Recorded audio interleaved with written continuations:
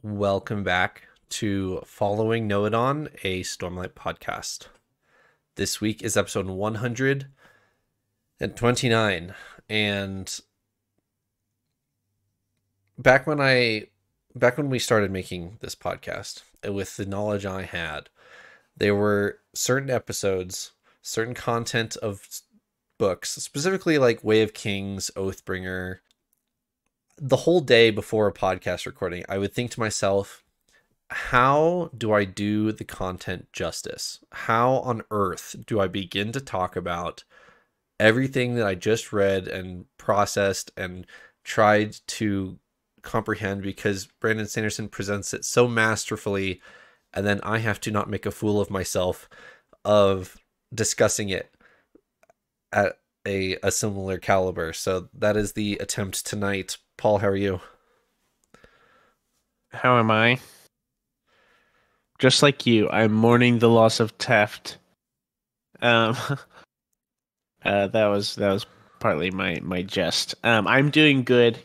I'm also going to go and throw this in here because I don't know if we do a formal announcement for this. And I don't have a name, but I do want to give a shout out this week with my mug to one of our patrons, who's remaining one of our patrons, but has leveled up, if you will, from a surgeon to an ardent, and we really appreciate Adriana, I believe is the name there. And so to you, I raise my flower bucket, and really appreciate your support. I'm so sorry I didn't write your name. I wanted to give a shout out. I didn't actually know the protocol. I might write it while we're in the episode. You know, who knows? But today we raise our flower buckets and our glasses to Adriana, the ardent. Not the surgeon, the ardent. Genuine question. Did you go outside to get your cup this week? No, it was right here in the house. And it was not being used as an actual flower bucket. It was very clean. And it still is very clean. But yeah, I think, I don't know what it's from. I just found it. I kind of don't question things. I live with 3 roommates that are all, 20-something-year-old guys or 30. And so you're there's not a lot of helping things your that case. a lot of times I just don't question it. So I just find these and I use them. So there we go. Fair enough. Do you guys... Oh, Elliot, how are you? I'm good. I think I've been able to process the events of last week's episode, the events of this week's episode, equally traumatic. Actually, a little bit less so for me, maybe in these ones, but it does help me a lot to process them with you guys. I read them, I have my initial reaction to them, I have my thoughts, but I feel like I don't really fully kind of conclude how I felt about that until after I've had a chance to talk it over with you guys. That's how far we've come on this podcast. Is I need you guys to complete my thoughts on what I just read. I'm very much in that place as we start these chapters. I have to say I entirely agree. I hear stuff and I'm like, that can't be right. I'll wait to see what Trevor and Elliot say about it. I'm looking forward to content I've never read before so that I can experience that, because I've never experienced that. And I would say that extends out to you guys as our listeners too. When I read a comment in the on our YouTube channel, or if somebody chimes in on the Discord with stuff that's like, man, I hadn't thought about that before. It makes me go back and revisit what I thought about some of those. So that's not just the 2 of you guys that I'm looking at on the camera. It's also all of you guys out there listening and chiming in on a lot of this stuff too. So thank you all for helping me figure out what I think about these books. It's a lot of fun. Sounds good. Paul, do you have 2 words to summarize episode 129? I do. My 2 words for these chapters today, for our episode, are convincing and dependence. Okay. Elliot? I think Pattern would be proud of my words for today. They are worthy lies. All right. I thought you were going to say no mating. Pattern would be proud of that, but I don't know how I would tie that into these chapters. A good point. Let's use these 4 words and talk about Rhythm of 4.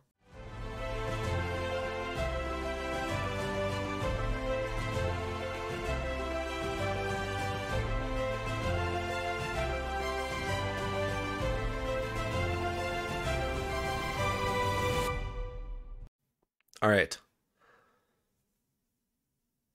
Paul, do you want to start with your words? I would love to. The first word is convincing.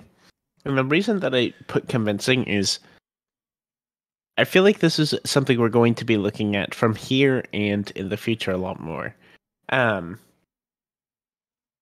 actually need to scroll right quick in our something that we'll talk about later in this episode is how Odium like convinces you of lies in certain ways, or like we'll talk about that he kind of has this lie that there is no choice, there is only like doom and destruction and things like that. Yeah. And a lot of his power comes from people who are convinced that that is the case.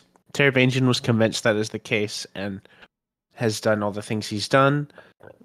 And we see that more and more and more. And I think we will continue to see that.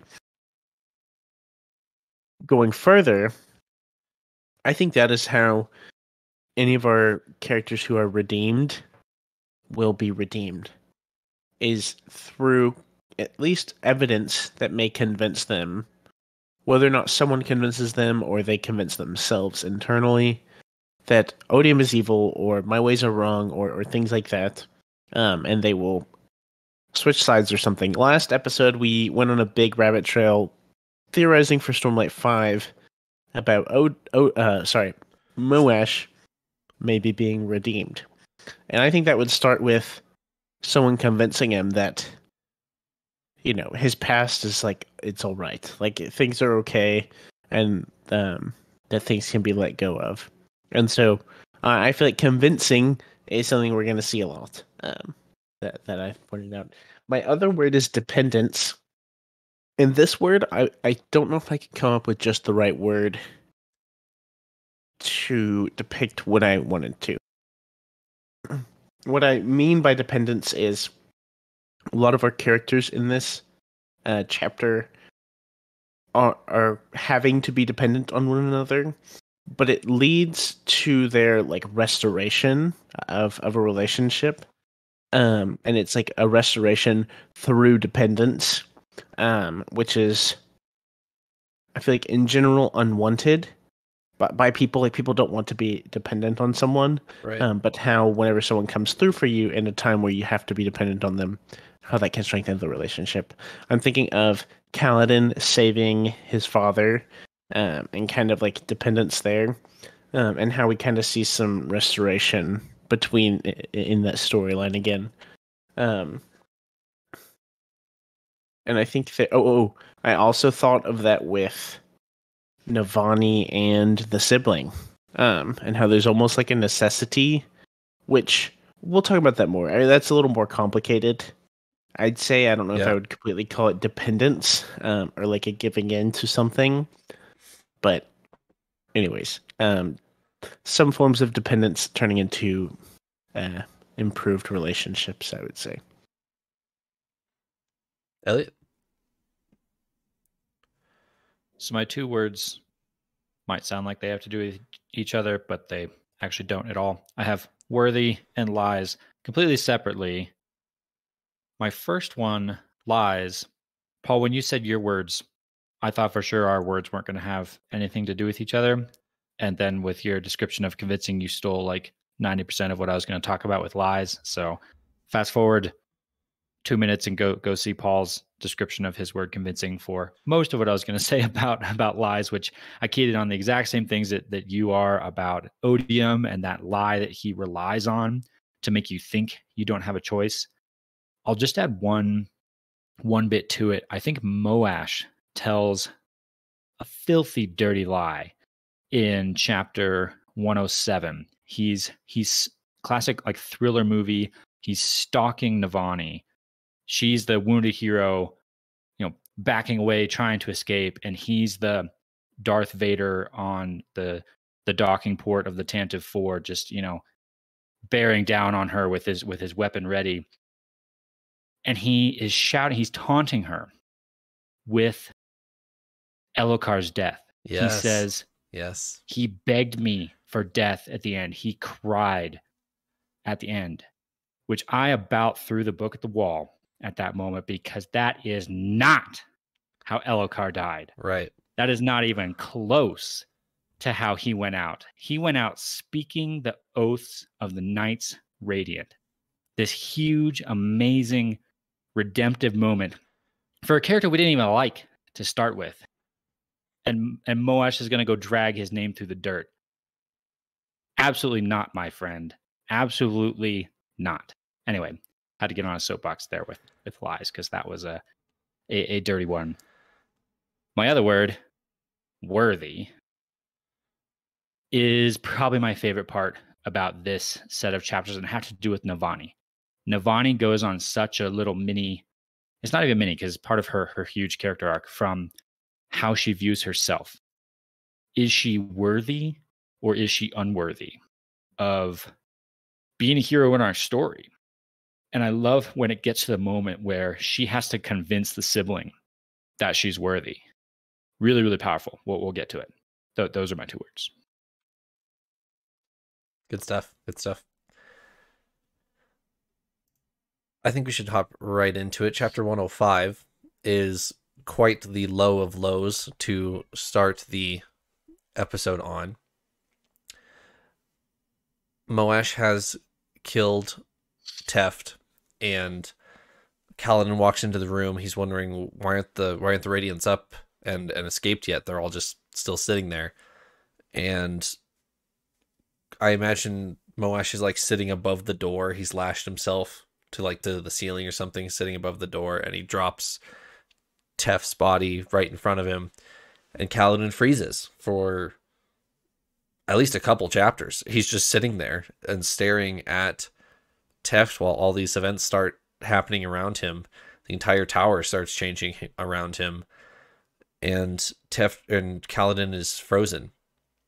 And we get a Moash point of view section where he goes over to the pursuer, hands him Lirin, who is bound and gagged, and says, if Kaladin starts stirring, if he starts defending the radiance around him, immediately kill his father in front of him, and that will finally break him if he's not already broken.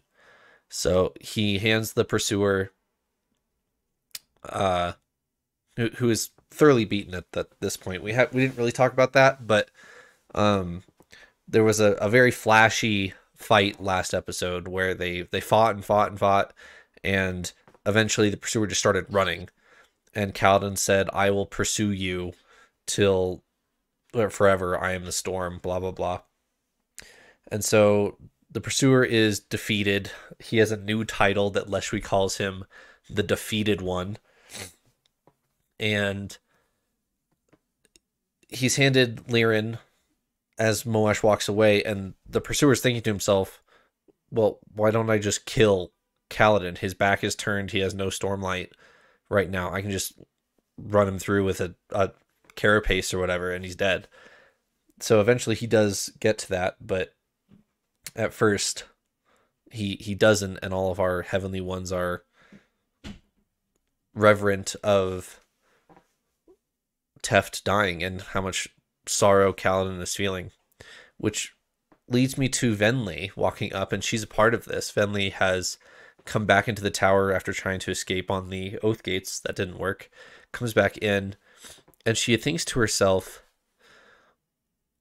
I have lost people closer to me than Teft is to Kaladin, and I have not felt even a fraction of the grief that this man is feeling. Why is that?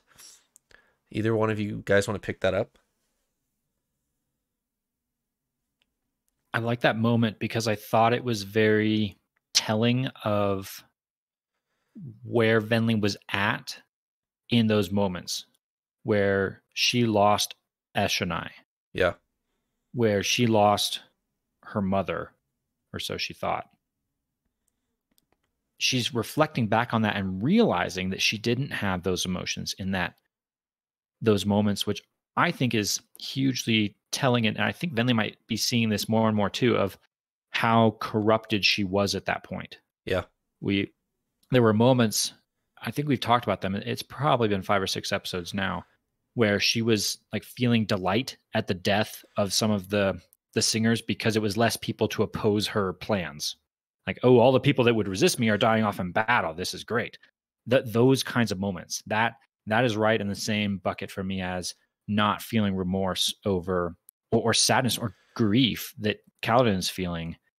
Venli's realizing just how far gone she had been. Yeah. And part of this just has to do with the magic system, the species system that Brandon Sanderson has created with the singers. Is that because of the form that she was in, because of the void spren that she was hosting, or is that a more personal problem for Venli? I don't know.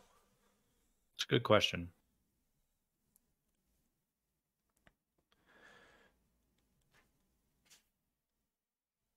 Moash is on his way to go kill Navani to get his end of the bargain here. He has successfully derailed Kaladin as an issue in the tower, and all of the singers, especially the pursuer, is like, well, now what? Moash is gone, Kaladin is sitting there doing nothing, and the pursuer decides to take things into his own hands and attack Kaladin, and that's when a lot of this action kicks off. What was the catalyst for...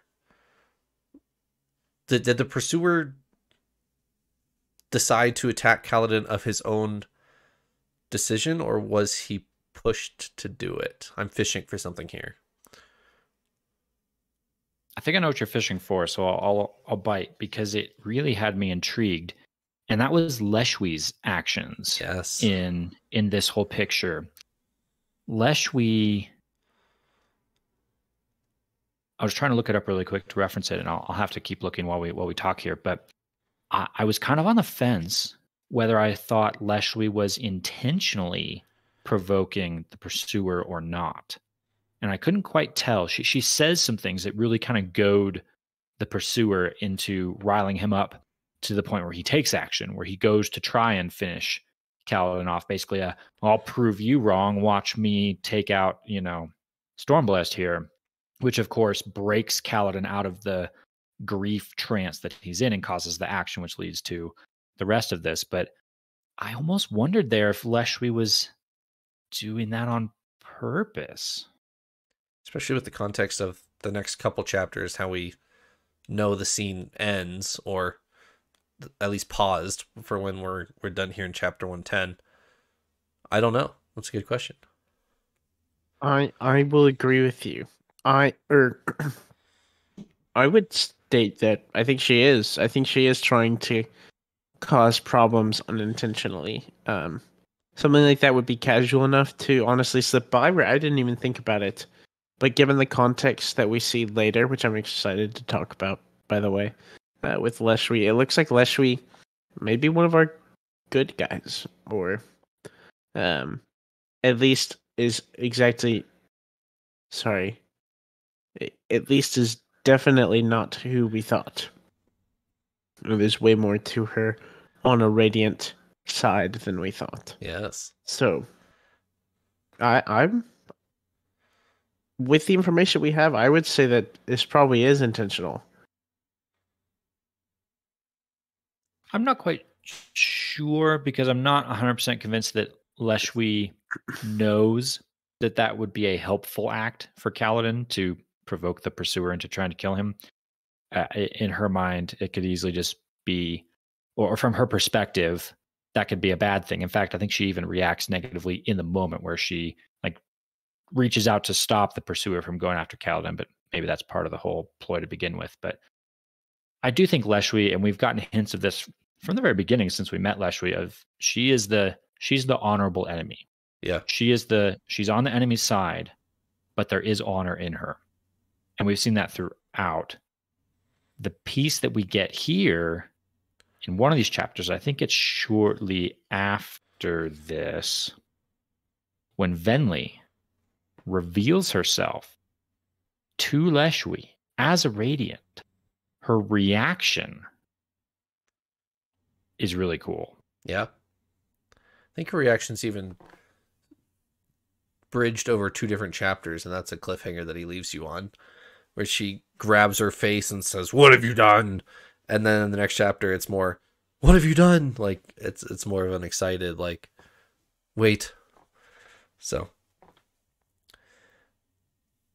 And the reveal that you get to eventually, you're right, I'm flipping through the pages. It's actually strung out across like 3 chapters. Yeah. Because we start jumping POVs pretty rapidly in some of these chapters. Not quite as rapidly as Sanderlanche of Oathbringer, where it's like every 3 sentences. Yes. I was getting flashbacks to that. I was like, if this comes back and it's still nothing happens, then come on, you can't do that to me. Yep. I didn't have that complaint with this, with these chapters, but it was kind of, all right, okay, we're hopping around. It wasn't quite that much whiplash, but it was still jumping around a lot. But anyway, when we kind of get to the closing bit of that little story, it's revealed that Leshwi, or we get the reveal that Leshwi is interested, perhaps very excited about the fact that Venli has bonded a Radiant Spren. And she asks, her first reaction is to ask about a specific Spren by name. Yeah. Which is really interesting. The immediate implication being, did Leshwi have a bond with this Spren? Was Leshwi like, a Windrunner? Like, as a Radiant? Yeah. In the long, long, long forgotten history? I'm really intrigued now. Me too. That was my biggest thing. Are we talking about that fully now? Yeah. We can go. So she says, she like looks at Venli with a lot of I guess deep emotion, and says, do you know Raya? Or like, do you know if your Spren knows Raya? A Spren who's very dear to her, like in a long time ago. And first off, I tried to think, do we know who Raya is? Have we met a Raya? I don't think so. I couldn't think of anything. I don't know either, off the top of my head. But either way, like, this was very shocking for me. This definitely surprised me. That one, Venli doesn't die from exposing herself, into that Leshwi has deep sympathy towards the Spren, or at least very much misses her Spren. I'm assuming Raya was her Spren. Yeah. And this is the moment too, to kind of keep going down this Venli storyline. This is the moment that spurs action from Leshwi and a number of the other, not all of them, but a number of the other, what are they called? Heavenly ones? Yeah. This is the moment where they jump in.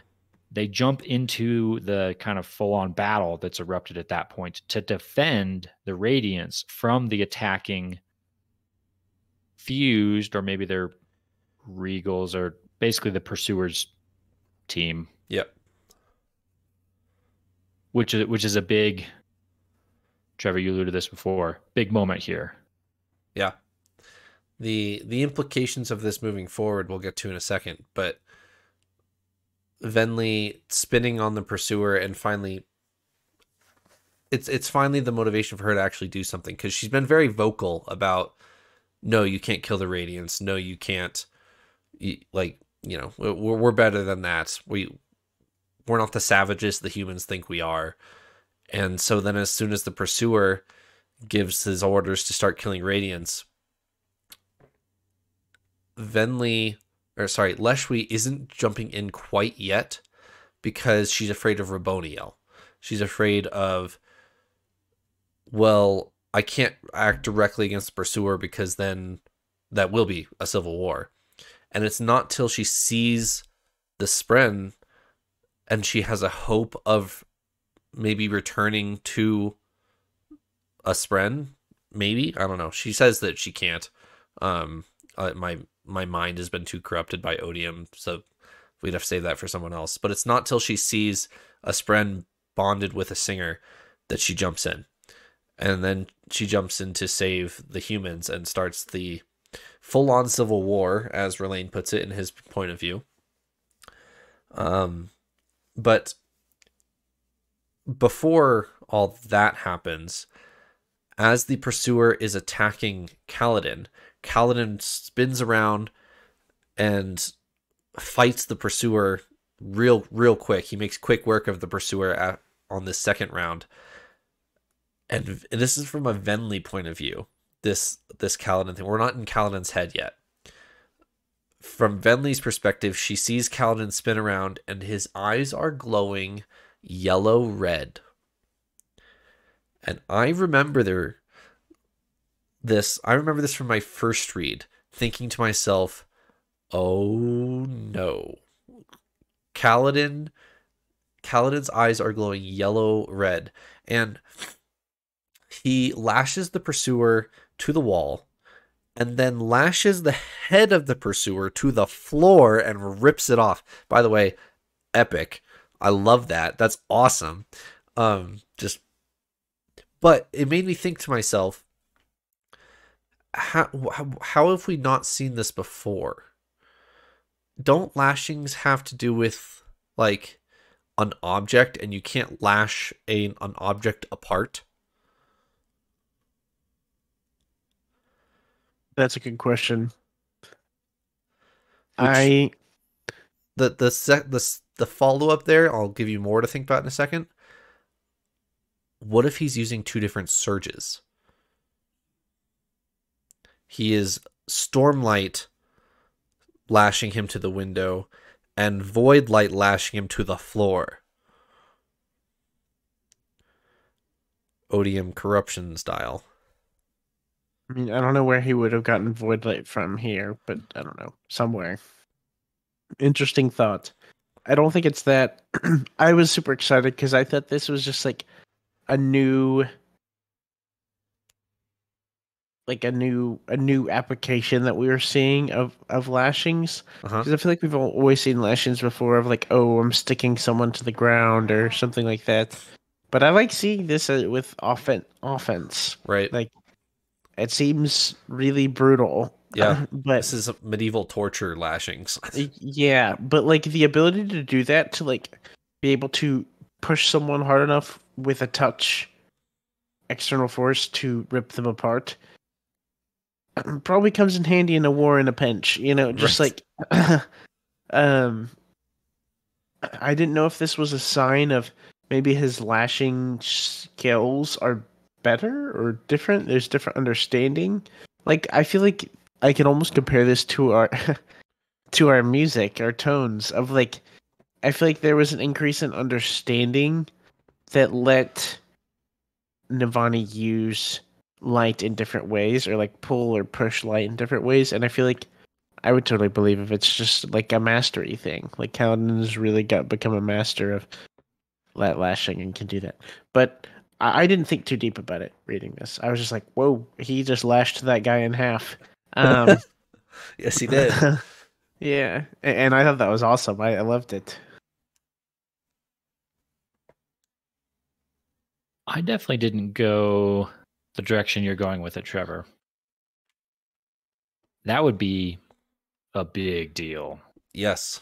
Yes, it would. A big deal if Kaladin just used a void surge, implying in my mind that he would have to have some sort of a void spren bond, you know, like Venli style, doing both at once. I mean, that's big. And that's a lot to, for me, that's a bit, I think that's a bridge too far to go off of his eyes were yellowish and red. Right. I read I read it more as we're in Venli's perspective, right? We are. Venli's the one who's seeing this. And there is a very leading pause there in that paragraph where she sees the light and then it's like leaves you hanging. It's like dot dot dot like dot dot dot. I just took that as her fear. Venli knows of Void Spren and Fused. I think she's thinking of Fused in this moment, that he's like a Fused, which she's afraid of. I took it as just her fear and didn't go any further than that, but there have been times before when 3 words tucked away in a sentence have meant way more than we thought at first. So I wouldn't completely discount your thoughts. Yeah, the reason why my alarm bells went off like so hard, especially this time around, not necessarily last time I read this, but let me read it for you and then see if you're picking up what I am. This is Venli's perspective. In that moment, Kaladin did something to the window. As he stepped back, he left the pursuer stuck to the glass, immobilized and lacking the void light to eject his soul. Kaladin didn't attack. Instead, he reached down and infused the ground, but with power that didn't glow as strong as she thought it should. The pursuer's head. It was pulling forward about his neck, his eyes bulging. He groaned, and Venli realized that Stormblessed had infused the ground, then made it pull on the pursuer's head, but his body was stuck to the wall. Kaladin turned and strode toward the watching Heavenly Ones, as the pursuer's head ripped from its body, slammed to the floor with a crunch. The line there that really makes me second guess this is the power is not glowing as much as Venli is expecting it to. Venli is familiar with both types of surges of Heavenly Ones and her own radiant powers. And for her to not recognize what Kaladin is doing is what is setting my theory bells off. Do you guys see that? Yes, I see it. And with that makes me actually think this has validity to it. Honestly, initially, I was like, oh no, I think that's way too far-fetched. And I still don't know how it could fit in that right now that he has a void sprint to use void light and can use a void surge with it. Right. However, what I wanted to add is, if that is the case, we theorized last week, or last episode on Stormlight 5, what if we get the Moash redemption story and we get the Kaladin Falls to Odium story, and so they face off at the end, but on the other sides. Moash is not Honors Champion. Don't you dare say that. There's no way Moash is Honors Champion. So he's too far gone? Yes. Okay. Currently, no. I don't think he's too far gone. Who knows Odium the best to maybe beat him? It's true. I did not notice that second bit of evidence there to add to the eyes, the lashing on the floor is not glowing the way it should. I did not notice that the first time around. That's definitely a bit of evidence there. I'm not sure. You have me back on the fence. Before I was very convinced this was not Odium or Kaladin is void surging, void binding, and whatever. And I part of me wonders if it's not necessarily a void spren, but the power is fueled by Odium himself. If Odium is here prepared for Kaladin and giving him the power to do this. Or even like out of the pursuer somehow. Yeah. If like, because it talks about the fact that the pursuer is out of void light. Right. Did Kaladin somehow suck out the void light out of him and do a surge with it? You have me back on the fence. You have me back in the realm of this is maybe possible. The title of the chapter is Emulsifier. And also a side note, or I guess another theory on this.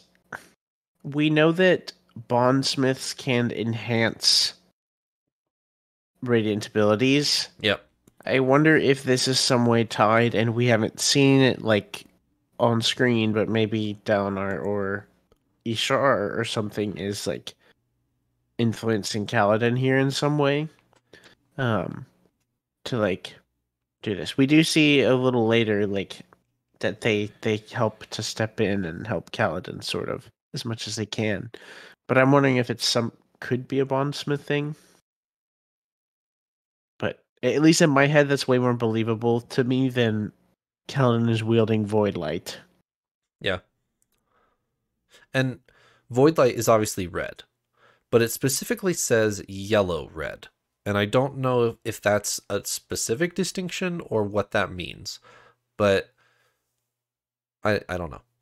He's wielding the fourth shard's light. Your fourth shard theory. Unity. He's ripping someone apart with Unity's light. Yes, of course. For there to be unity, at some point there has to be not unity. Division. So, yeah. All right. Down to Navani. Let's catch up with Navani real quick before we go to the top of the tower with Kaladin. Navani is her last gamble here. The shield goes down. Moash kills the shield, and Raboniel rushes into the room. Navani's guard also rushes into the room. So Navani grabs the dagger, is trying to sneak up on Raboniel. Raboniel, without even turning around, says, "You should run. I care enough to tell you that I don't want to fight you. You should run." And Navani instead says, "Well, what if we just went back to my room and talked about it? And if Moash comes back, then I will surrender to him. And if we can find something else to accord, then let's do that." And Raboniel says, "Okay, sounds good." Gives her the knife, walks down the hall, zappity zap zap with the pain reel, steals the knife, and stabs her with it. Doesn't quite have enough anti-void light to kill her, but it does seem to have severed her tie to her fusedness.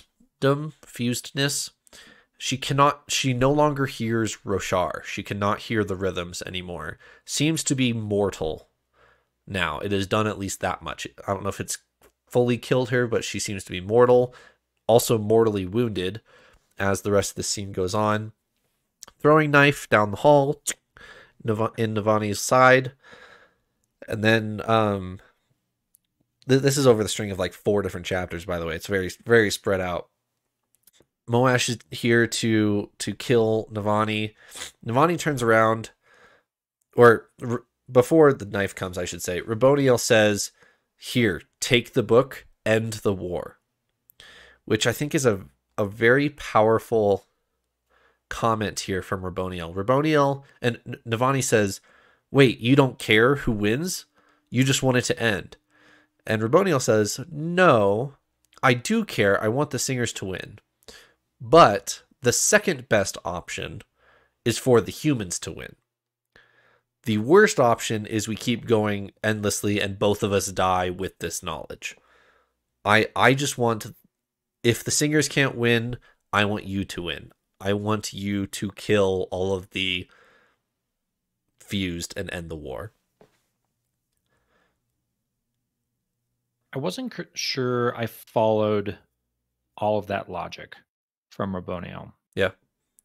Which, she's dying, I guess, so maybe she's not even logical anymore. But it seems like the assumption she's drawing is that to win the war, one side has to either have Raboniel or Navani. Right.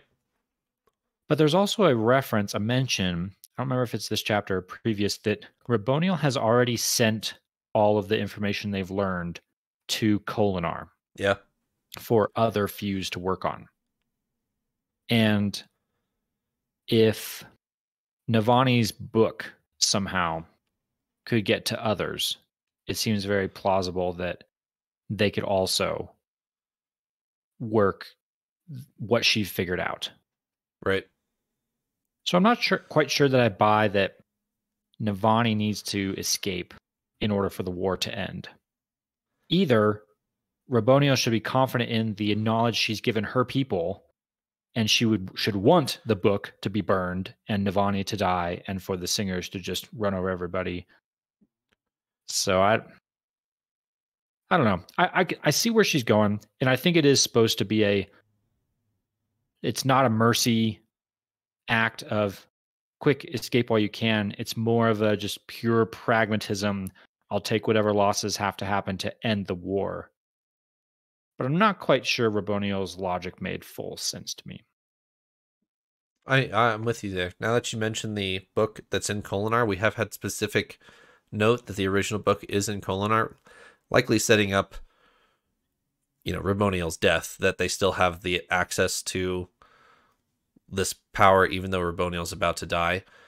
But I agree with you that by that logic, Raboniel should want Navani dead. Right. So, I don't know.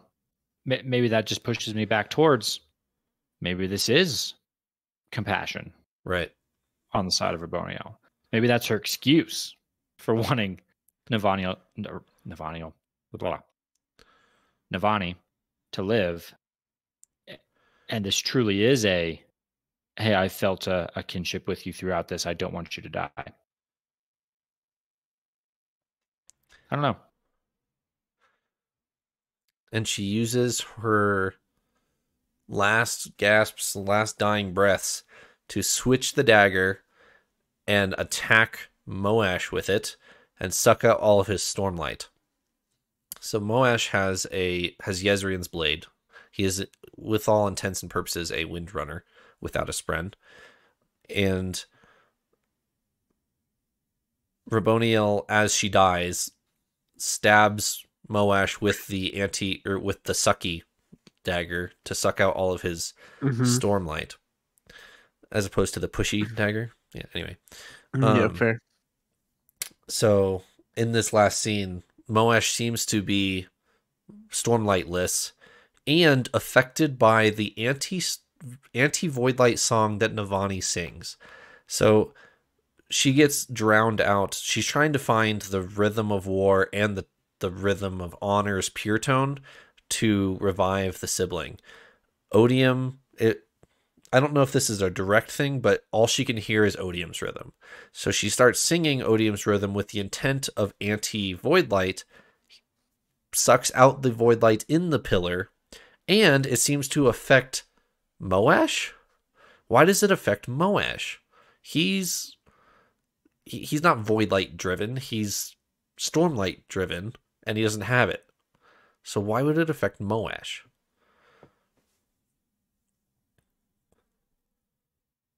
I was thinking about this, and I'm wondering if it might have to do with Moash's, and I use this word hesitantly, connection to Odium. Yeah. I'm not sure if that's supposed to be a capital C connection or if I'm just using it in a general term. But Moash has something going on with Odium. A lot of something. Is this perhaps like cutting that connection? Did he lose signal from the Odium cell phone tower for a few minutes here? Does it kind of jam his signal that he's got coming from Odium, which causes him to freeze up and question things for a minute or two? That was kind of what I was wondering, because I'm with where I think you were thinking at the beginning there. I don't think Moash is Voidlight powered. He runs off of Stormlight batteries, or he runs off the Honor Blade that he's got. I'm not really sure though. I don't know. I'm kind of in this boat that, I mean, I feel like so much has been pointed out here of where is this person's power actually coming from? Right, we just talked about Kaladin, which I didn't even think would be a discussion we'd be having. And then Moash here, which he's more complicated, and we knew that, so I'm not surprised. But I'm wondering if and when we would find this out. I don't know. It seems kind of odd that we're like wondering where everyone's power is coming from right now. Yeah. After I feel like so much has been spelled out recently, and then now it's like, wait, what? I still don't get it. Right. I unless we get it spelled out for us, which unless it's within literally the next scene, I don't think it will be. Yeah. I'm willing to resign myself to say that Moash is fully drowning himself out of odium. Take my pain, take my pain, take my pain. That is all that's in his head. That once you start singing anti void light song, anti odium song, then that can jar him. I would The pain comes subscribe back to kind of that. thing, or Right. like in a somewhat of a way. Yeah. And who knows, we might have just split at a bad chapter, and it's explained in the next sentence. We'll find out next week. But I would be willing to say don't read too much into that, and that it's just anti void light song equals bad for Moash, and that's fine. Yeah. Until we get to the iconic line when she's bonding the sibling. Journey before destination, you bastard. That is such everybody. When the entire fandom read this book over the weekend, that was on everybody's Twitter feeds for the end of the book. Everybody was like, cheering at that line. Good line. And our cliffhanger here is tantalizing because that's where we leave it. Yes. That's literally the last letters we read on the page that we see of Navani and Moash here. So this could go a couple ways, but one of which I kind of imagine is just like a beam of energy just like blasting out of Navani and just like pasting Moash to the wall or something like that to go along with that statement. But it doesn't say that. Mm-hmm. So I'm very intrigued where the tunnel system that goes down from the tower that comes through this room? Right. And so like this room is kind of like a level, and then there's a down tunnel and then an up tunnel to the rest of the tower. Yep. I imagine her like shooting him down the tunnel, like, and out to, to into the mountains. That's how I imagine. Who knows? That might not happen in the next chapter. I don't remember. Yeah. I will say, so as someone who's been listening to the audiobook this whole time, on an occasional week, sometimes I won't stop the audiobook in time and I'll hear like 2 words of the next chapter. And I didn't do that here. I was just saying that this was such a big, like, kind of cliffhanger right at the end that I was like, oh, I cannot hear what happens next. Like, I can't have any influence here. And so I was very, very deliberate when I heard it. I was like, okay, stop. Headphones off, like, and stuff. But it made me nervous because I was like, I'm expecting a jump. We're going to go look at someone else for a second because cliffhangers. But I was like, all right, if it comes in right back to where we left off, then I'm going to find out something really quick. So had to be diligent. But before we move off of this, I do want to go back and examine kind of the sequence of how this happens, of how Navani speaks the first ideal and becomes a bondsmith, yo. Yeah. Navani Bondsmith. It's a power couple. Yeah, I was going to say, Paul, you mentioned several episodes ago about the Bondsmith power couple potential. Once she started talking to the siblings so much, I felt like it was definitely an option. And that's, we mentioned before, also last episode, that our eyes were on Relaine for this. And I honestly still kind of wish it was Relaine. Me too. Through what's happened in this book, it makes sense that it's Navani. Like, logically, I get it. It makes sense. And honestly, I could be happy with that. But I would have liked Relaine to be the bondsmith, I think. I did not want it to be Navani until I read this page. Yeah. Right here. And this page convinced me. The way this goes down of Navani saying, bond with me or we're all going to die. And the sibling is like, nope, you're not worthy. You capture Spren. You torture them. You experiment on them. I can't get happy with that. And Navani, like, this is a moment for her because she also thinks that she's not worthy. We've been through that with her multiple times of where Raboniel crushes her, basically. Well, Trust me, it's fine. Go ahead. This chapter also quotes Gavilar way back in the prologue. Everything unique about you came from someone else. That is a Gavilar line. That I don't know if you caught that, but Kate Redding in the audiobook reads it in Gavilar's voice. And so it's way easier to catch. She hears Gavilar's voice from the prologue telling her how bad and how much of a fake she is. I didn't catch that. That makes this even better because you're right. That ties it back to the prologue of this book. Yep. That's been Navani's journey this whole time is, am I worthy? Am I worth something? Am I contributing? Am I a good guy? Like that's what Navani's been struggling. And she's still been struggling with that. Where we left her before, she was broken, like laying on the floor of her cell, listening to Raboniel discover the anti-Stormlight tone and go off to go kill all the Radiants. And yet, in this moment, she stands up for herself and says, no, I am worthy. I am worthy because of everything that I've done. And more so what I've done, why I've done it. And she brings up the phrase again, which was tied into more of the sciencey side of intent matters. Yep. That was important in the actual like science part of it. That was part of being able to create anti-void light. The intent had to be there. She couldn't get to the tone without intent, like capital I, intent. Which when I read capital I, intent, I immediately kind of jump off of the literal definition of the word and start to think about, okay, this is now a magic system term for this world. And I start to try and figure out what that means.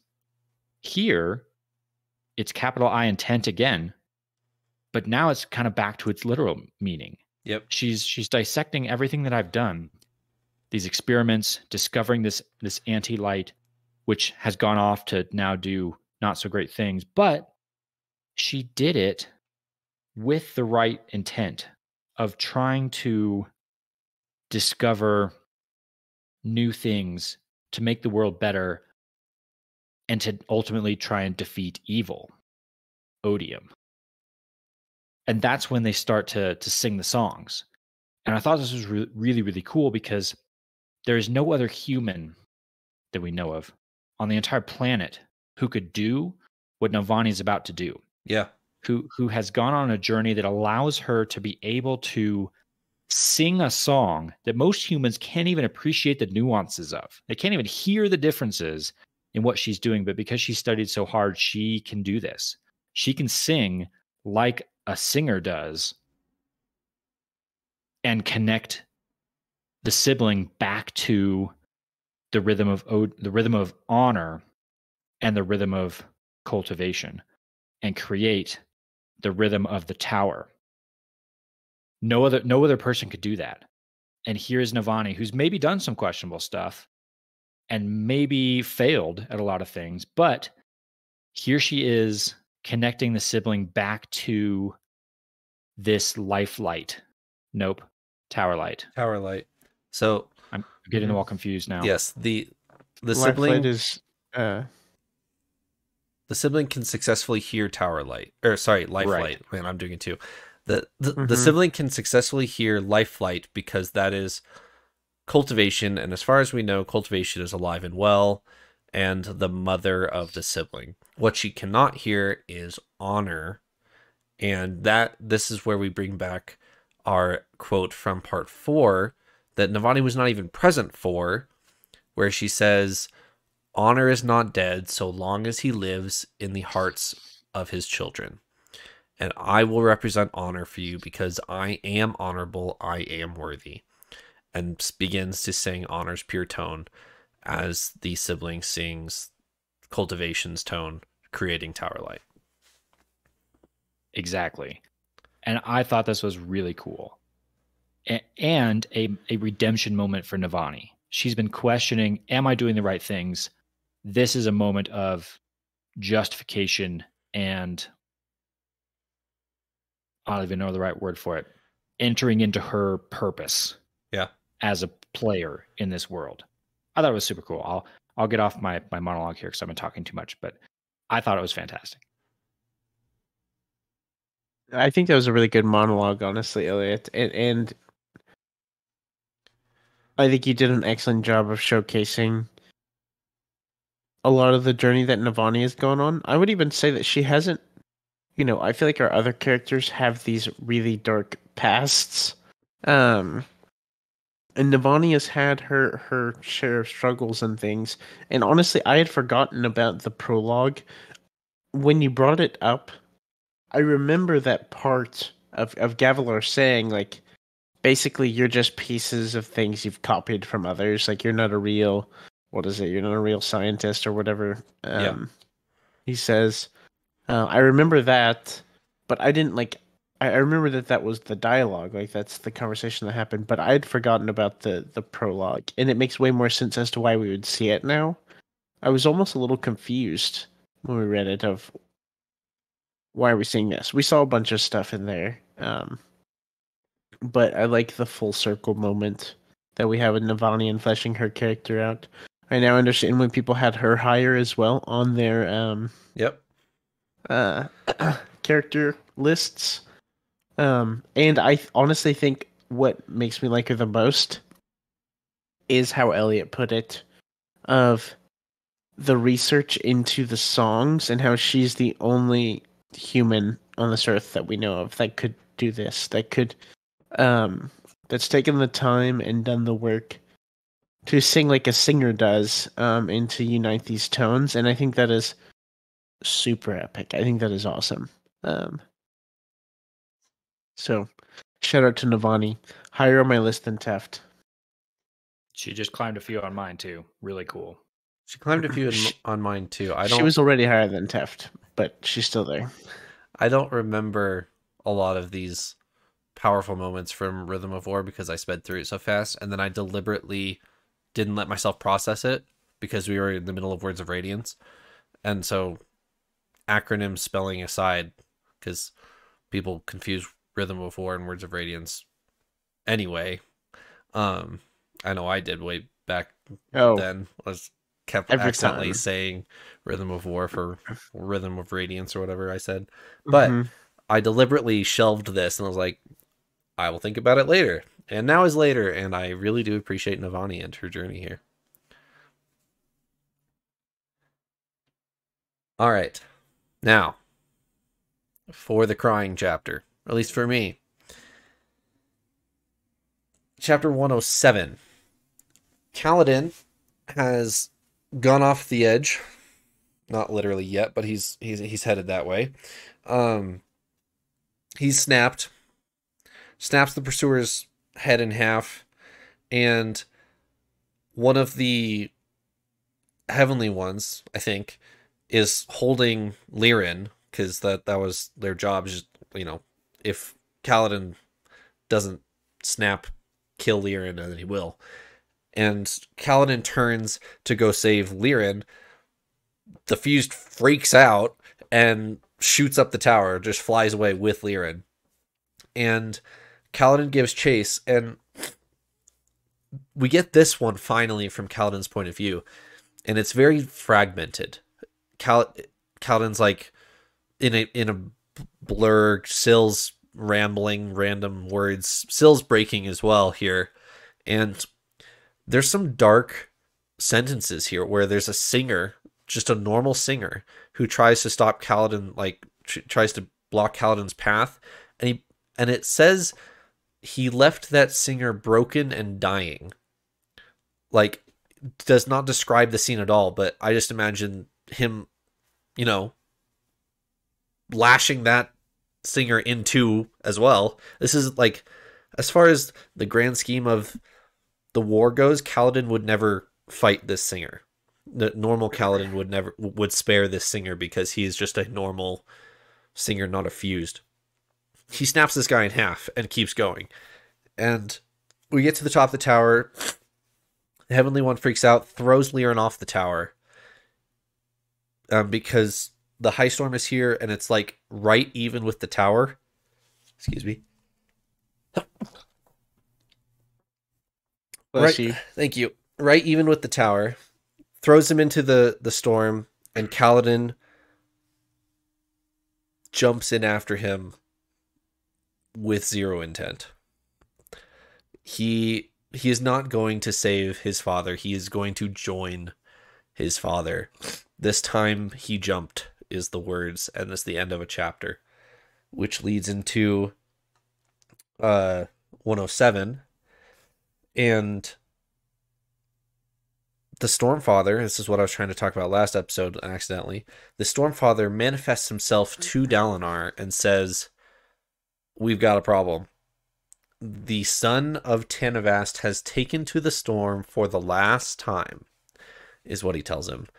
And so Dalinar and the Stormfather do their little party trick of manifesting as the storm. And they go, they try option one. What's option one?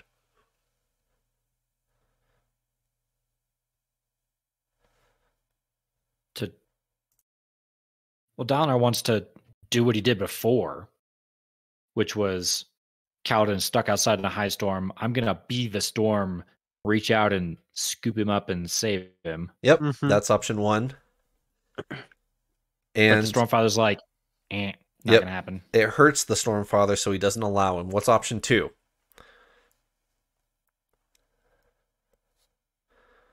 The option two is the place between moments. The segment where all of the Stormlight spheres get infused. This is a little nerdy here. Definition. It's where the physical, the cognitive, and the spiritual realm all clap together at once. It's essentially a perpendicularity of sorts, you could kind of say. And it freezes time, slow it greatly, corrects the Stormfather. And the Stormfather confronts Kaladin and challenges him with a couple good quotes. I would like to read it. Give me 1 second. It's on 1135 in my book. I didn't realize that's what our page count was up to, by the way. Yes. As a book listener, I didn't realize we had read so much. Oh my goodness. The Stormfather freezes time for Kaladin and says, "Why won't you say the words?" the Stormfather asked. "I've forgotten them," Kaladin whispered. "You have not. Will they mean anything if I don't feel them, Stormfather? Can I lie to swear an ideal?" Silence. Pure incriminating silence. "He wants me, as he wanted Moash," Kaladin said. "If he keeps pushing, he'll have me. So I have to go." "That is a lie," the Stormfather said. "It is his ultimate lie, son of honor. The lie that says you have no choice. The lie that there is no more journey worth taking." He was right. A tiny part of Kaladin, a part that could not lie to himself, knew it to be true. "What if I'm too tired?" Kaladin whispered. "What if there's nothing left to give? What if that is why I cannot say your words, Stormfather? What if it's just too much? You would consign my daughter to misery again?" Kaladin winced, but that was true too. Could he do that to Syl? That's option two. The Stormfather confronts Kaladin. You're claiming you forget the words, but you know them, even if you don't believe them yet. And then he tries to guilt trip him with the Syl line again. If you surrender like this, you consign Syl to misery. And that doesn't work.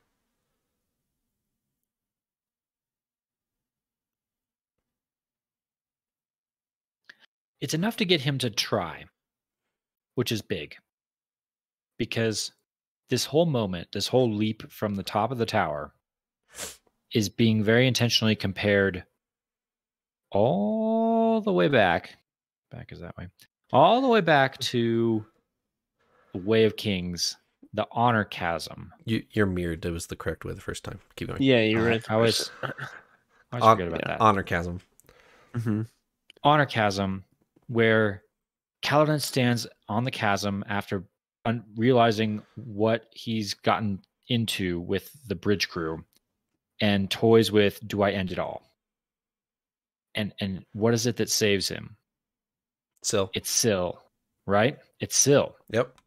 And so this moment is another step off the brink moment. And he's done that. He's stepped off the edge. And Syl is enough to make him try. It says right here, he gritted his teeth as he began to struggle. But it's not enough. It's not quite enough to bring him to what he can't say, which comes later. And then the Stormfather and Dalinar have another debate. And Dalinar is saying, option 2 has not worked. And the Stormfather says, honor his frailty. We must witness. And we're just going to sit here and watch. And Dalinar says, well, choose better then. And finds a connection. There's a couple... They have a couple dialogue back and forth of how connection with capital C works. Mm-hmm. And it's like, it has to be meaningful. And then Dalinar says, good. I will connect him. And then the Stormfather says, with what? In the epic Michael Kramer voice. Yes. And then chapter ends. Which leads me to 108, which is the chapter that I sob like a baby every time. Not every time. The first time. And today. And today. Yes. I choked up today on it. Today was a crying day. I don't know what it was. Okay. Any questions about capital C Connect before we talk about 108? What exactly is happening here? Is this... I've assumed this is kind of a bondsmith power. He connects people, or this is like what happens whenever people jump into visions, get placed into visions as they're being connected. Vision. I'm glad you brought up visions, Elliot. My definition of connection changed a little when I read this chapter. Going into this chapter, connection for me was a link between any two people or beings. Yep. And we haven't quite gotten a, scientific breakdown of here's exactly what connection is, but we've gotten a lot of examples. We know that the heralds share connections. We know that Moash and Kaladin share a connection. We know that Dalinar and I think Kaladin connection. We know that Dalinar can see these connections. We know that he can manipulate these connections in certain ways.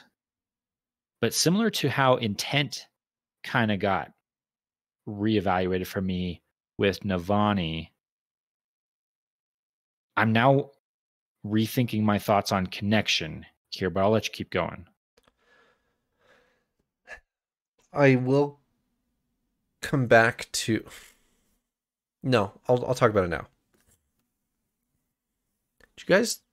I mean, there's a couple oddities in this chapter, but did you guys notice something strange about Tien halfway through this chapter? Well, I don't know if Paul has any thoughts, but I struggled a little bit in that I'm trying to decide whether this is actually Tien or if this is Dalinar speaking through Tien. Yes. And which Kaladin asks that distinctly. He distinctly says to Tien, is this really you? Or is this some manipulation by the Stormfather or Hoyd or someone else? And he doesn't get an answer.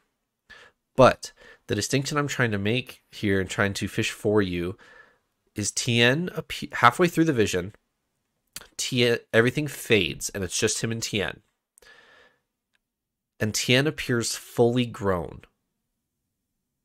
which would imply that this is current day 18-year-old, 19-year-old Tien. That is how I'm interpreting it. Which capital C connection, he's connecting him to modern day Tien, even if he's dead.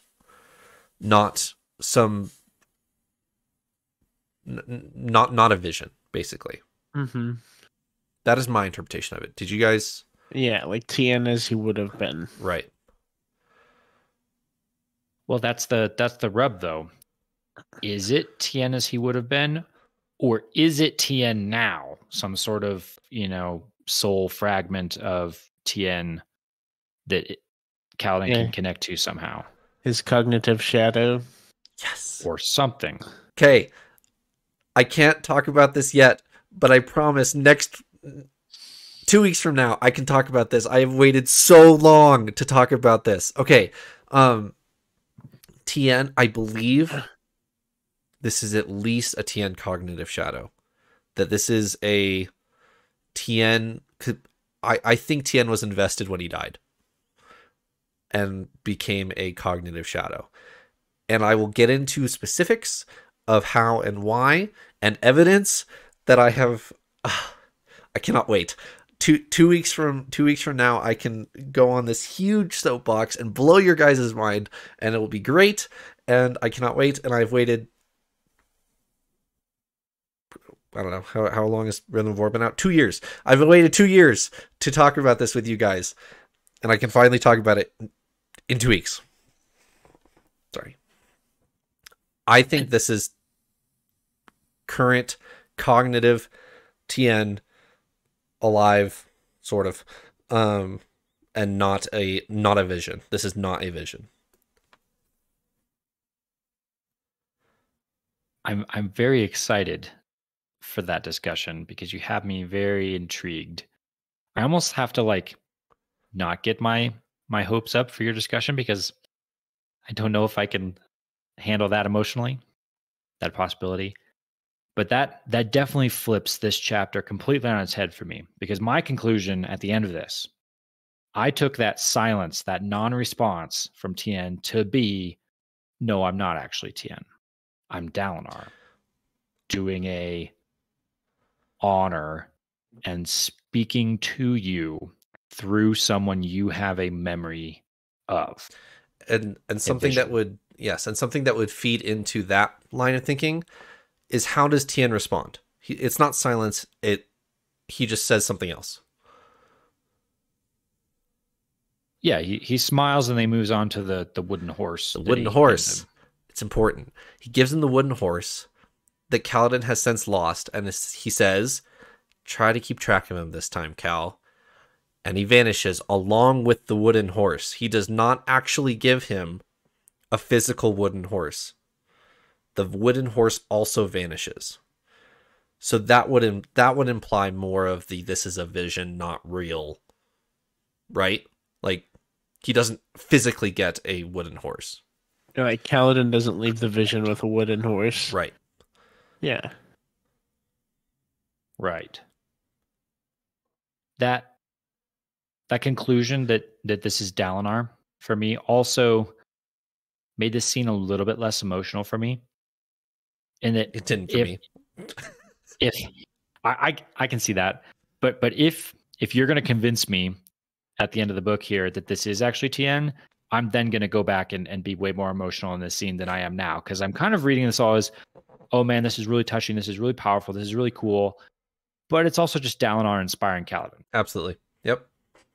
So if you change my mind, I'm going to completely think about this chapter differently, which is why I'm excited but kind of scared to have that discussion. I do want to talk about the emotional part of it and how Kaladin, what Kaladin really takes out of this into chapter 109 and 110. And I'm going to read. Hold on. I have it in my secret notes so that you guys aren't spoiled on it ahead of time. He's got secret notes this whole time? I've told you about them before. That's true. So he knows not what to say. What not to say. Okay. This is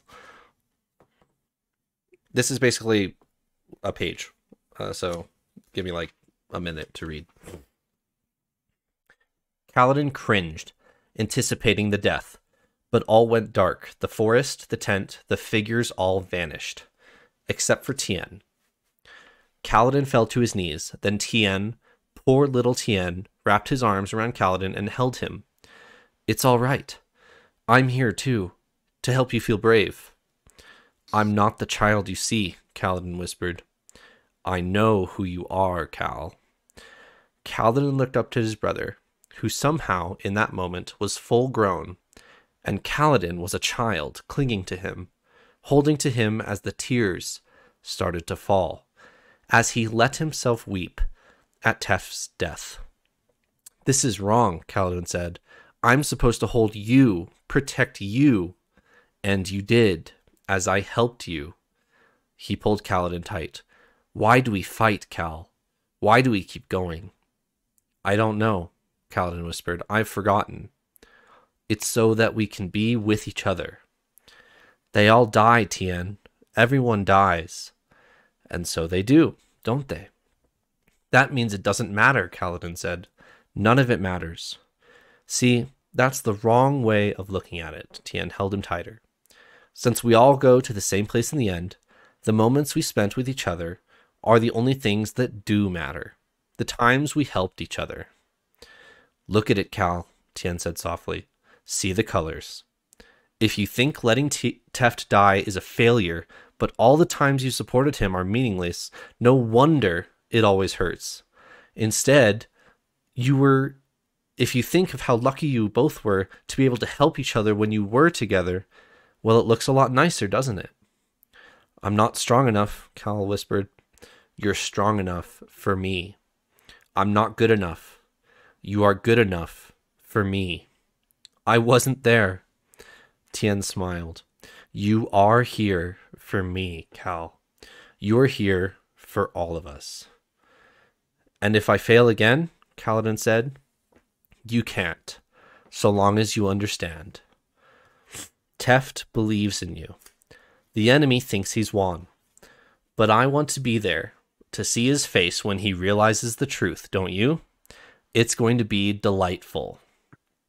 If he kills us, he simply dropped us off at a place we were going anyway. We shouldn't hasten it, and it is sad. But see, he can't take our moments, our connection, Kaladin, and those are the things that really matter.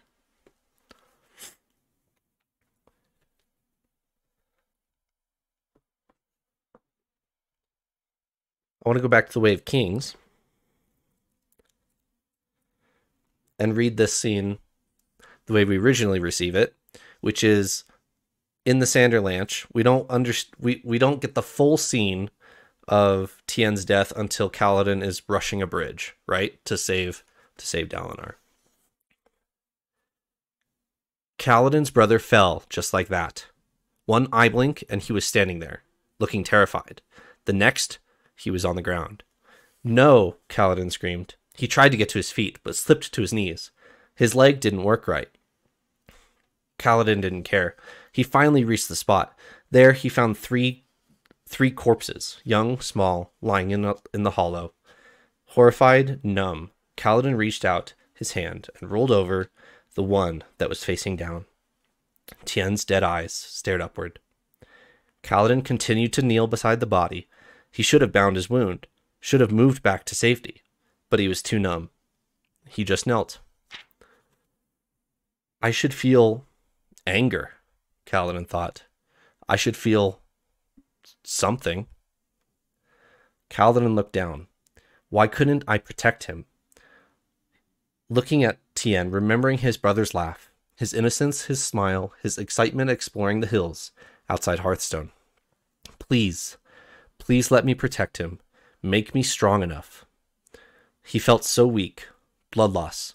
He found himself slumping to the side, and with tired hands he tied off his wound, and then feeling terribly vacant inside, he lay down beside Tien and pulled the body close. Don't worry, Kaladin whispered. When had he started to cry?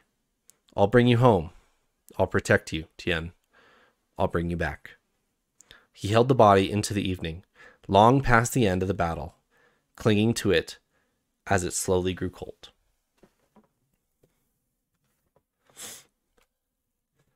What's that last piece of dialogue from Kaladin? I'll bring you back. I'll bring you back. Okay? There's a disbelief and shock of Kaladin on this death, obviously, and he's still lying to himself that let me be strong enough, because he has not set his fourth ideal here, obviously, and it's not till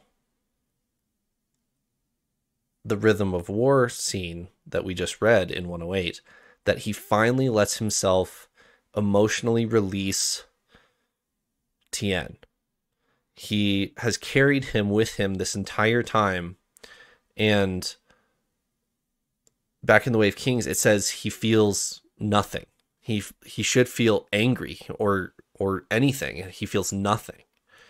And here he finally lets himself, as the tears started to fall, he finally lets himself properly grieve and properly release Tien, which leads to his fourth ideal, that I accept that there are those that I cannot protect. Which we're skipping a little bit, but it ties right in here. 110, he saves his father, right? And what happens, like right as the chapter ends? What happens at the end of 110?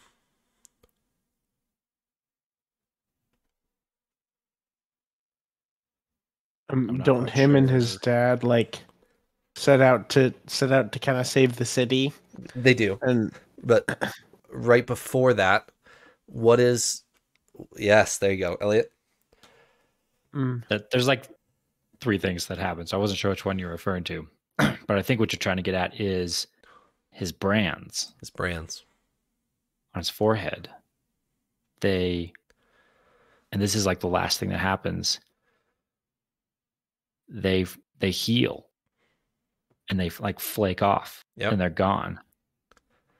Which I highlighted, I double highlighted this because we've seen this not work. We've had this conversation before, right? Yeah. And you guys asked, why is this?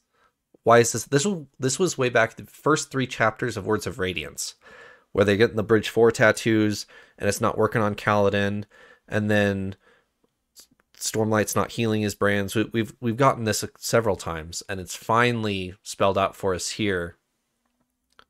Go ahead.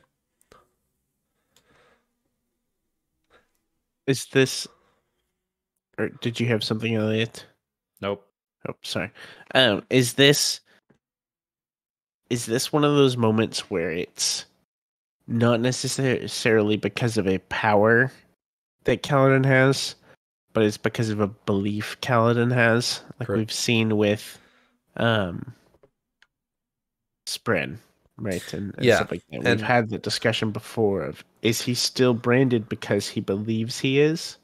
Right. Yes, exactly. And that this goes back to, what does Stormlight heal? If you see yourself as a certain way, it's not going to heal you. It's going to heal you to what you view yourself as fully functional. And so Lopin, for example, does not view himself as one-armed. He views himself as, fully functioning person, and he heals to that once he gets Stormlight. And so now that Kaladin has finally released himself of the burden of Tien's death, and to carry those brands, that he deserves those brands for Tien's death, they finally heal at the end of book 4.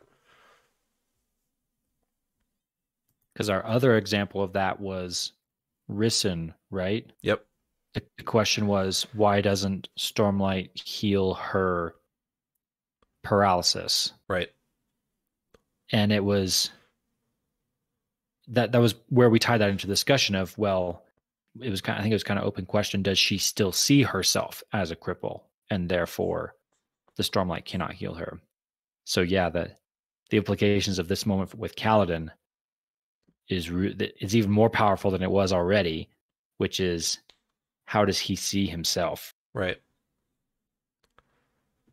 Which I thought mirrored fantastically Tef's death. Not just the fact that Tef's death plays into all of this with Kaladin and along with Tien's death, but the way Tef dies and the forgiveness of himself. I see that here in Kaladin as well. This is another forgiveness of himself moment. Basically, what Teft was able to achieve moments ago, Kaladin is now achieving also, which is I can accept what has happened, forgive myself, and move on. Yeah. But we didn't even mention the oath itself, which I have a whole nother side bunny trail for you guys there when we're ready to go back to that. I think we're ready for it. I'm excited for that. What's the oath, Paul? It is. It's more of an acceptance. It's like, I accept that there are those that I cannot protect or cannot save. Yes. Is my paraphrasing of it. And before you get off into your little bunny trail here, what are the next couple lines of the book? Do you guys remember? What? Is he remembering who he wasn't able to save? No. I don't remember for sure. These words are accepted, right? But who Mhm. says it? Wasn't it the Stormfather? It deliberately says not the Stormfather. So who is accepting Kaladin's oaths? Who is accepting Kaladin's oaths? It's Tanavast. Let's go. Exciting. I don't know who is.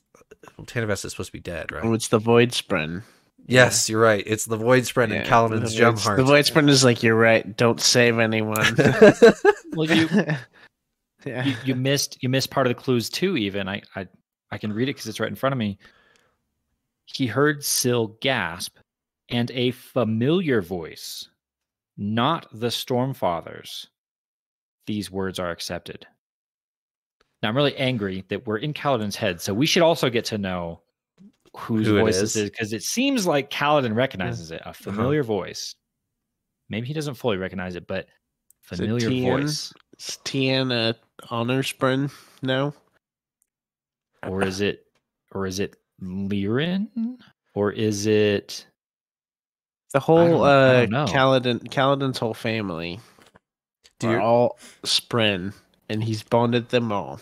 Do you remember who's accepting Venli's? We get a feminine voice. Specifically says feminine voice accepting Venli's, or I guess rejecting. We've only seen accepting and rejecting, Venli's journey. And so it's not the Stormfather, but the Stormfather has accepted Dalinar's, right? Mm-hmm. And Pattern is the one accepting Shallan's, right? Am I right there? I think I'm right. I think so.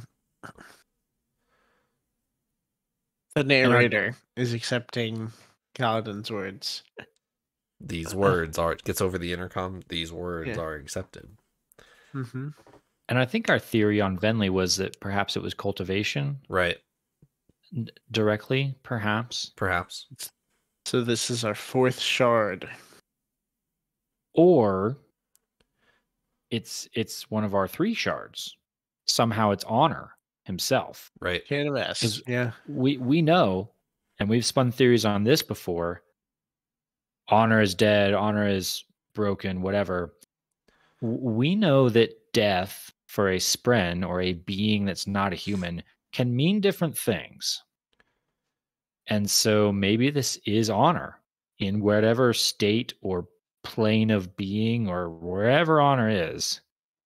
This being that powerful that it pierces directly to Honor, and Honor is accepting. I think it's that. I can't imagine anything else. I'd imagine that as well. But that wasn't even my bunny trail. My bunny trail. Oh, right before the bunny trail. Sorry. I already did one of those. Yeah. I just wanted to say that I really liked this ideal or whatever they're called. Yep. Yeah.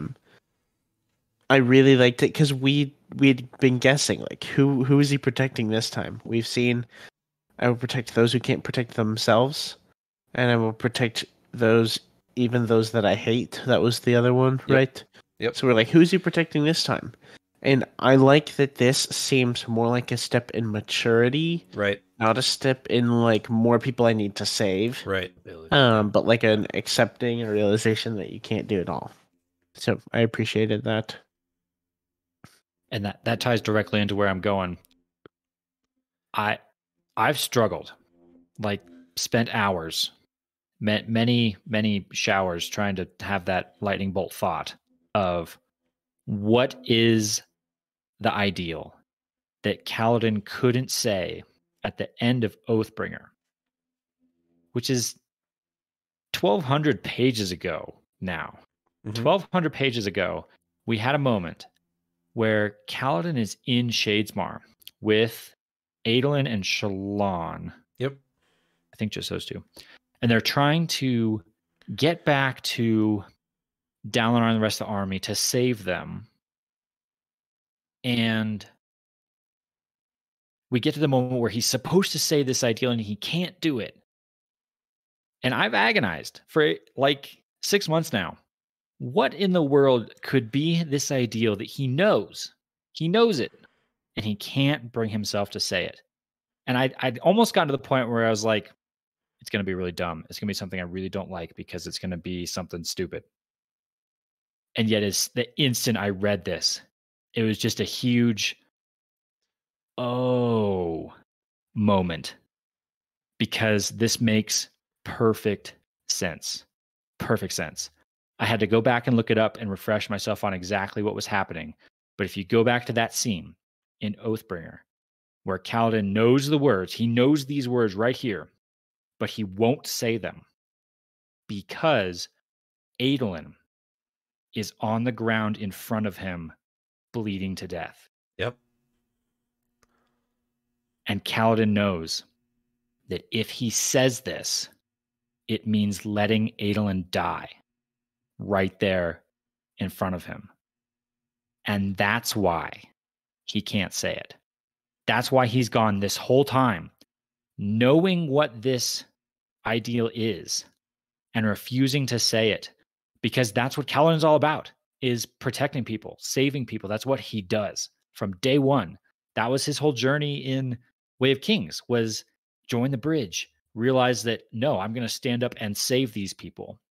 And so, Paul, you're absolutely right. This is a huge step in maturity for him of, I'm all about saving people, but I have to realize that sometimes I can't. But in that moment, at the end of Oathbringer, he wasn't willing to. Perhaps rightly so. Perhaps that was the right thing for him to do, not let Adolin die. Maybe it wasn't the right moment, but it all hit me as like a lightning bolt. The moment I read that sentence was like, duh, that's exactly what it is. And it makes perfect sense. So I didn't have to get angry at Brandon because it was actually masterful and not frustrating. So well done. Well done, Mr. Sanderson. I think it's funny that you were fully expecting to be upset at him for it. I couldn't think of anything. I was stumped. It was going to be something dumb that I was going to have to get mad about. I was like, wow, that's when Kaladin would definitely been able to say that. It's not. It's beautiful. It makes perfect symmetry from start to finish. It was awesome. Did we miss anything? Oh, I'm sure we missed something. There was so much in here. Oh, but R'lain. We do need to highlight R'lain. He walks into the Civil War and he thinks to himself, all right, someone's got to do it. I'm going to do it. Channel my inner Teft. For Teft, here we go. All right, everybody, listen up. I'm in charge now. You're going to do this, this, and this, and this, and this. And because I said so. And they're all like, okay, I guess we're doing that. So Leshwi has led her full rebellion, and then Leshwi's kind of trying to back out of it and saying like, well, hold on, we need to go explain this to Raboniel, or else she'll think I'm in rebellion. And Rlain walks up and says, oh, you guys are absolutely in rebellion, just commit. It's fine. I've been in rebellion for years. Just trust me on this. You'll be fine. Get behind me. We're going to go out to the plateau and start the Oathgate with the sword we don't have. So that was a really good Rlain moment. I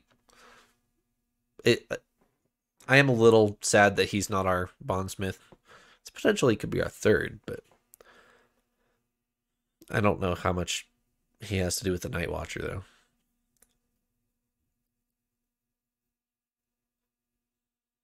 I was glad Rlain got a moment. And I thought it was a really cool moment, too. I actually wrote in my notes the word connection associated with this, too, because who of all people could do this, could get both sides to listen to them? Well, it's Rlain, because he has a connection, perhaps lowercase connection, with both sides. He has that rapport with the humans from Bridge 4, and a lot of them know him and even trust him. But then he's also a singer, and he has that immediate recognition with all of them as well. So who can stand in the middle of the standoff and get both sides to listen? It's Rlain. Maybe Venli, but much more Rlain. Right.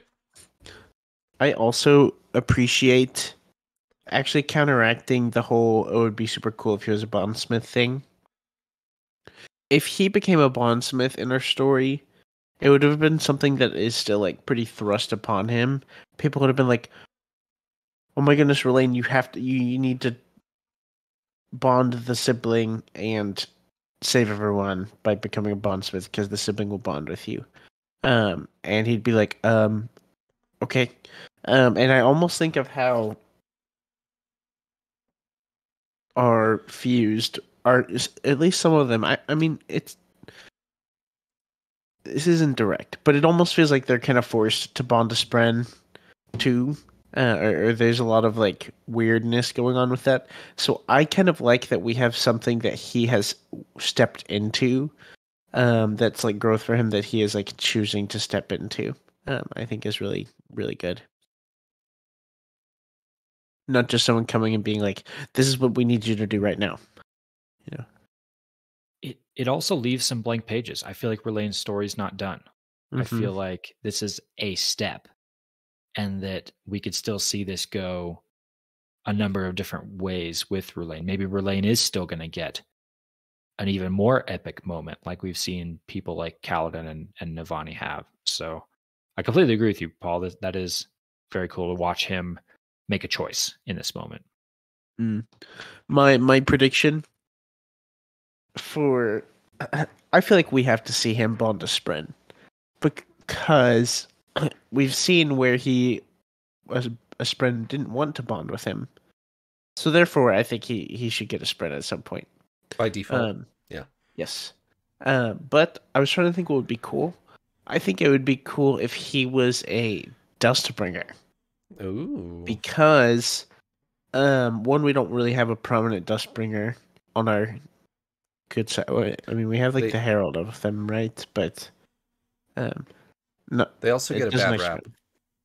They do. I was gonna say, I think so. They have Division as one of their surges, right? And we know this is like destruction and stuff. And I feel like Rlain has a perspective on the like social concept of division, of like being different, and being divided from people he's with, but he's very calm and cool and like kind of a sweetheart. And so I think he would bring a great name to the Dustbringers. I like that. I like that a lot. All right, gentlemen. Take outline podcast hat off and improvising podcast hat on. This podcast is built upon you guys speculating and us laughing at you. And there is really only 2 more episodes where that will be feasible for Stormlight. I know that will be feasible for Mistborn and other things we read. But for Stormlight, we're anticipating that we will be reading it along with, probably slower than everybody else, but along with the release. Like, it'll release and we'll jump right into it. So for the end of this book, stuff that we can confirm in our spoiler channel and laugh at you. What is happening before the end of this book? You have 8 chapters and a prologue and an epilogue. What is happening by the end of the book, and what is not happening by the end of the book? A prediction right out of the gate. So we end with Navani having just bonded and becoming a bondsmith. Okay. I think we will see that her bondsmith powers are different from Dalinar's. So, like, the same ideas, but since she's with the sibling, I bet there's going to be nuances or different things that we will see. Do you think her music ties into her powers? That would be awesome. I would love. I didn't think of that, but that would be incredible. I would love that so much. That would be so sick. I hadn't thought about that, but maybe so. That might be a part of it, or like being able to hear the rhythms, or like tying into specifically that side of things. Yeah. We might learn more about the powers of Tower Light or other lights through that. And then will Dalinar know? I feel like Dalinar would find out that his wife is now also a bondsmith and just be like, honey, when were you going to tell me? Like, we have a little bit to catch up on, you know? Mm-hmm. But that's my first prediction of what we might see. Is Dalinar showing back up at the tower before the end of the book? Do we get Navani Dalinar smoochy time before the epilogue?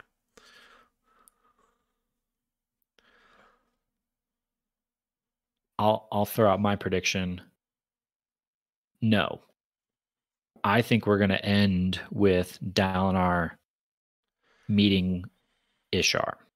And we get a bomb dropped on us, and then it's like, yes, he can do what? And that's the end of the book? Exactly. Okay, yeah. Yes, that's exactly where I'm going. We've drawn that meeting out for a long time now. Yeah. For 400 pages or something of Dalinar's mentioned, oh yeah, I should go talk to him. Oh yeah, I should go talk with him. Yeah, let's head that way. Okay, yeah, we're getting closer. Oh, now we've seen him. All right, let's fly there. Okay. I think he gets there at the very end, and something is completely unexpected with Ishar. Probably in a bad way. And we know that the heralds are all crazy, right? Right. So Ishar is going to be crazy in his own way. But I think it's going to be in a way that throws Dalinar, throws a wrench into things. I'm not creative enough to come up with what that might be. That's why Brandon's the author and I'm not. But I think we're going to get there, and he's going to meet with Ishar. We're expecting him to be crazy. He's going to be crazy, and then yes, he's going to drop a bomb, and we're going to close the book with and what now? Because I feel like things are wrapping up here, and yet there's still 100 pages left in this book. So, yeah. I think I agree with you on that, Elliot. So we know our heralds have looked up to Ishar as like the wisest of them. So, and they're a little bit scuffed themselves, so it makes me think that maybe he is the wisest, but also, yeah, maybe the most wrong, or the most evil. It could be. I still have actually faith, and what I want to see is that Ishar is sane and very helpful and useful, because none of our heralds have been. But I feel like that's not actually likely. So, are we gonna? Where's Adolin right now? Are we gonna see him before the book ends, or is they kind of concluded? That is pretty much concluded. We left Adolin with, I've exempted the humans from the blame of the recreants. We left Shalon with, I should go talk with my spren.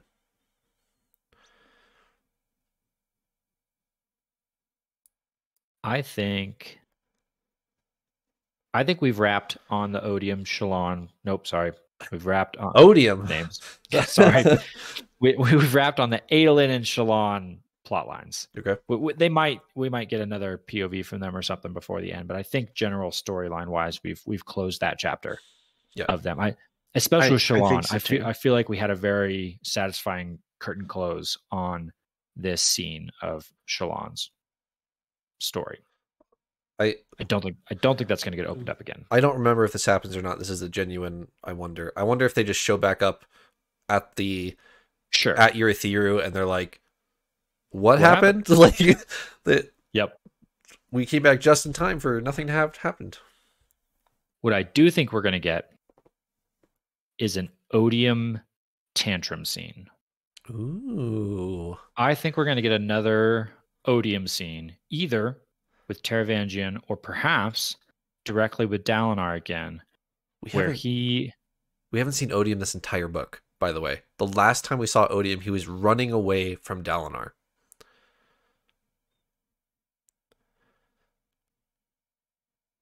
I have something to say. I'll let you finish. Scenes in the last book?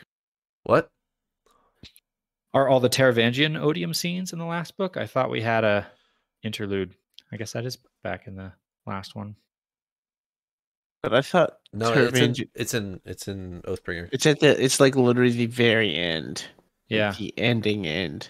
Okay, so regardless, so that's when he sees Renarin as a cloud thing. He's clouded to Odium's vision, and so regardless, I do think we're going to see Odium again before the end of this book. Too. I think he's going to be pissed, and he's going to throw a tantrum, and maybe there's another wrench that kind of gets thrown in things where he comes in and says, you know, I'm changing the agreement, or I'm changing the rules of the game, and surprise, here's this. I have altered the deal. Pray I do not alter it further. Exactly.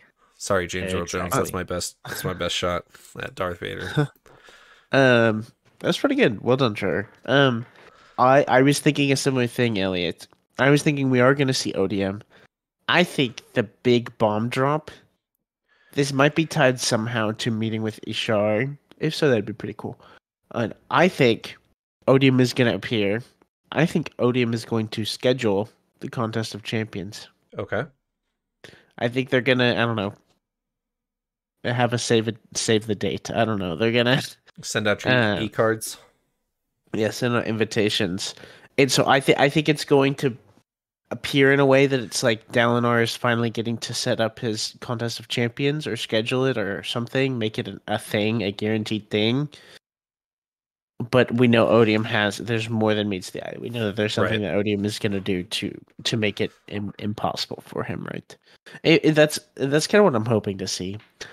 I'm a little bit doubtful that will happen, but I'm going to make that my prediction because I think that would be quite a bombshell to drop. Okay. Do we think anyone else is going to die? Unless you may have had more to add to that. No, I didn't. I was going to ask that question, but I felt like it was feeding you a rope that I probably shouldn't be feeding you, so I wasn't going to ask it. But now that you've asked it, yeah, Elliot, do you think anyone's going to die? No. Just because no one ever does. This is true. No one really dies, and it's kind of been one of my complaints with Tef dying. It was a very notable death. I will say the sneakiest time for a death that you're not expecting is right after another death that you feel is impactful. Right. So that could very well be. And Lift right now is like entirely incapacitated, so she could die. Who knows? I don't think she'll die, but if we are going to get a death, I could see it being another Sadius type death. Okay. Where it's like, and Taravangian has a heart attack and dies. End of book. Or something like that. Yeah, what if Zeth stabs Taravangian in an alleyway or something? Which I don't think he would. But... finally loses it and just gets offs him. I don't think we'll have another major character break your emotions death. I don't think so. But I could see another kind of Surprise, minor-ish character dead. Mm-hmm. Fair. I asked you guys, I've asked you multiple times if Mr. T is safe from death in this book, and both of you were fairly convinced that Taravangian was making it out of this book alive. He is safe from death from Zeth. If someone else Okay. busts in there and kills him, that happens. But Okay. Or maybe he's a casualty of my odium tantrum. Right. Okay. Yeah. Maybe I thought about maybe that. What if odium throws a tantrum and Taravangian eats doesn't him? make it yeah, through Odium that? catches on to him? He's told Zeth the kind of quote important information, right? Of he sees the sword and he freaks out and he's like, Zeth, you have to use this sword. Odium doesn't know about the sword and like freaks out about it. So For we like don't need him for anything else, kind of sorta. for So he like could 3 or even 4 interludes in a row, we've had the Taravangian and Zeth like, you got to be in the same room. How do I get him in the same room of Odium?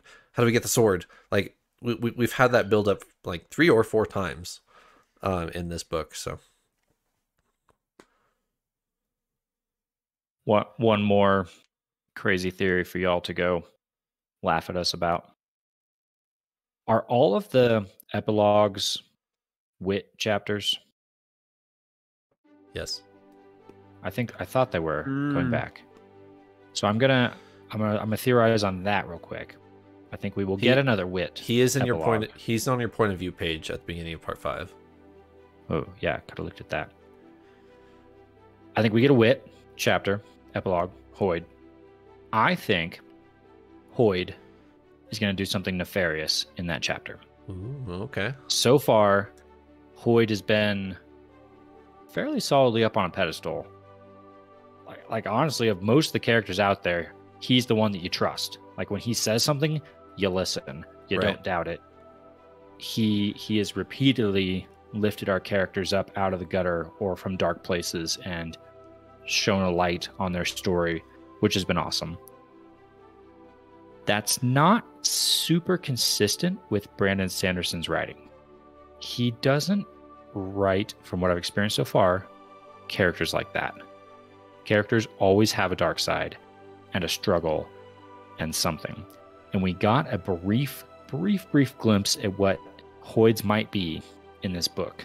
And that was in a discussion with Yasna where Wit comes out and basically says, you know, y'all trust me, but you should realize that I have a larger agenda here, and if I have to sacrifice Roshar, I will. Yep. I think we get a scene with Wit that throws even more doubt in our minds of do we trust him? Just because every character in this world seems to have some of that. Some sort of a dark side, some sort of a doubt associated with them, and Hoyd doesn't really have one. So I think it's time as we lead into book 5 where all of our key players are going to have to come out of the woodwork. We've got Rissam with a Dawn Shard, we've got Hoyd who knows people, we've got Shards, we've got Sleepless, we've got World Travelers. All of these things I think are going to come to play in some way in the final story, Hoyd included. We as readers need to have a little bit of doubt in our minds of, is Hoyd on our side? I think the epilogue here in this book might plant that seed. Okay. There's your overly specific random one that may not age well, and y'all can go laugh at me now. I will have to wait till our Stormlight 5 prediction episode segment, whenever that's happening. Probably in our Rhythm of War wrap up. There will be a segment on Stormlight 5 predictions for me to genuinely put in predictions for you. But until then, do you guys have anything to sum up this episode? This was long. It was. Thank you. Thanks for joining me, Paul and Eliot. I will reconvene next. Oh wait, hold on. Pause the outro music. Sorry. There is a clip of one of you over a year ago, maybe even over 2 years ago, making a dumb prediction that we will revisit, and we have been waiting in the Discord to revisit for months and months and months. We have been waiting and waiting and waiting to revisit it, and we will revisit it next week. Oh, exciting. So you Well, I'm looking forward to that. you can go back and look at all of your dumb predictions throughout the entire Yeah, podcast. I'll go rewatch our entire podcast series actually. exactly. And find it. Yeah. Okay. Wait, just the ones from over a year and a half ago. Yeah. So somewhere in there. I won't ballpark it too much for you, but there you go. Okay. We've been so looking forward to shoving that clip back in your faces and getting your guys' reaction to it, and it's finally coming. Okay. I can't wait for Light Song to finally enter the scene as Shalon's other persona. That's the real Sanderland. Light Song is formless. Yes, okay. Yes, exactly. All right. Thanks for joining me. Paul and Eliot will reconvene next week. See ya.